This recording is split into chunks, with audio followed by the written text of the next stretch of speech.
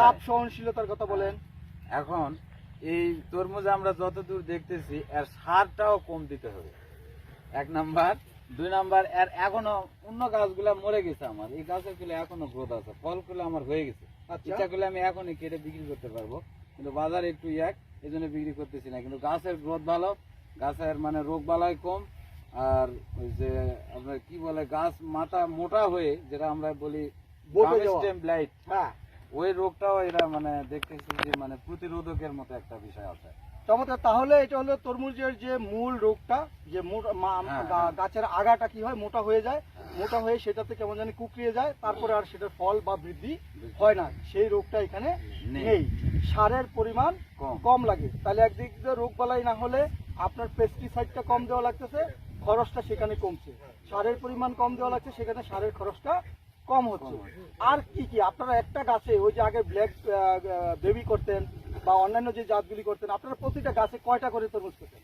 আগে আমরা 2-3টা করে মানে নেই, কিন্তু 2-3টার এখনকার কৃষক আর 2-3টা নিবার চায় না, একটা হলেই ভালো। ভালো, আমার 10 কেজি হোক, 10 কেজি, 3টায় 10 কেজির প্রয়োজন নেই, বা 3টায় 5 কেজির প্রয়োজন নেই। আচ্ছা, একটা 10 কেজি হলে আমাদের বাজার ব্যবস্থা ভালো, বাজার ব্যবস্থা ভালো। এই তরমুজটা পরিবহনের কেমন মানে উপযোগী? পরিবহনের উপযোগী, তার কারণ যে স্কিনটা আপনার হলো একবারে বাংলা লিঙ্ক, মানে সবুজ কালার।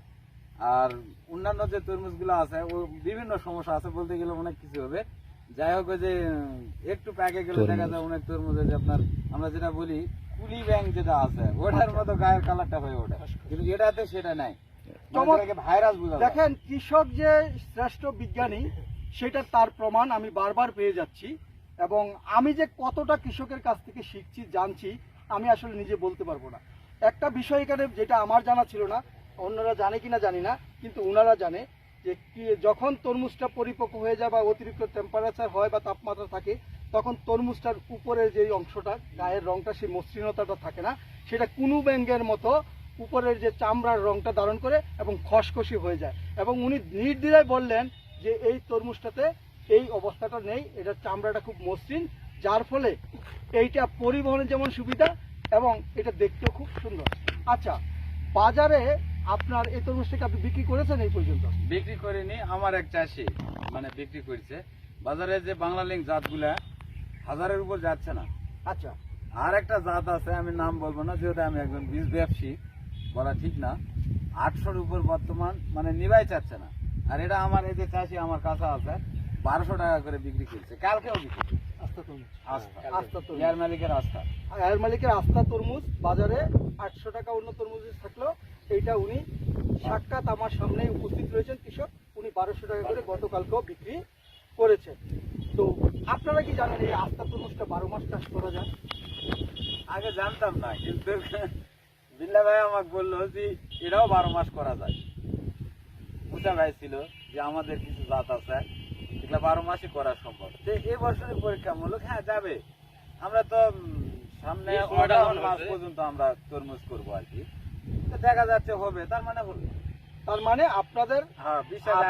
আমরা কোম্পানির পক্ষ থেকে আপনাদেরকে যেই কথাগুলি বলেছিলাম তার সাথে কি আপনার প্রাপ্ত তথ্য বা ফলাফল কি কোনো পার্থক্য পেয়েছেন? না, কোনো পার্থক্য পাননি। আচ্ছা, ধন্যবাদ আপনাকে। কি নাম আপনার? আব্দুল আলিম ভাই, আমার প্রিয় কৃষক, ওনাকে অনেক দেখেছি তরমুজ নিয়ে খুব লাফালাফি দৌড়াদৌড়ি অনেক কিছু করছেন। তো আলিম ভাই, আপনি তো নিজে বিক্রিও করেছেন, নিজে জমিও করেছেন, বলেন তো আপনার মতামত কি? আমার মতামত এই রেজাল্টে আমি বীজ নিয়ে আসি নতুন, এবার নতুন বীজ আসি, এটা কিছু না লাগাম, সামান্য কিছু লাগাইছি, তাতে মোটামুটি ভালো ফল হয়েছে। ভালো ফল হয়েছে। বাজারের তথ্য, বাজারেতে উন্নত ফল হয় কিছু আর কি। বাজারে আমার 800 টাকা তুলতেছে না, আর আমার মাল মনে করে 1200 টাকা বিক্রি হচ্ছে। আর রোগ বালাই ক্ষেত্রে আপনি? রোগ বালাই খুবই কম, এখনো গাছ বাঁচা আছে, এখনো গাছ বেঁচে আছে। 75 দিন 80 দিনের মতো বয়স হয়ে গেছে। 80 দিনের মতো বয়স হয়ে গেছে। এখনো কি তরমুজ আছে জমিতে? আছে, এখনো তরমুজ আছে, জমিতে আছে। তো আমরা একটু নিচে দেখি তরমুজের কি অবস্থা, দেখান তো একটু। দেখেন সুপ্রিয় দর্শক এবং যারা তরমুজ প্রিয় এবং তরমুজ চাষি যারা রয়েছেন, তরমুজকে খুব ভালোবাসেন, যারা তরমুজ লাভার, প্রত্যেকেই যারা তরমুজ 12 মাস চাষ করতে চান যারা এরকমের ডোরা কাটা তরমুজ চাষ করতে চান, যে 12 মাস আপনি তরমুজ চাষ করে স্বাবলম্বী হবেন এবং বাংলার মানুষকে তরমুজের স্বাদ 12 মাসই দিবেন, তারা দেখেন, একটু নিচে দেখেন, একটু দেখেন যে আসলে কি পরিমাণ তরমুজ এখনো আছে। আমরা একটু হাঁটি, একটু হেঁটে দেখি, আরো সামনে আমরা দেখ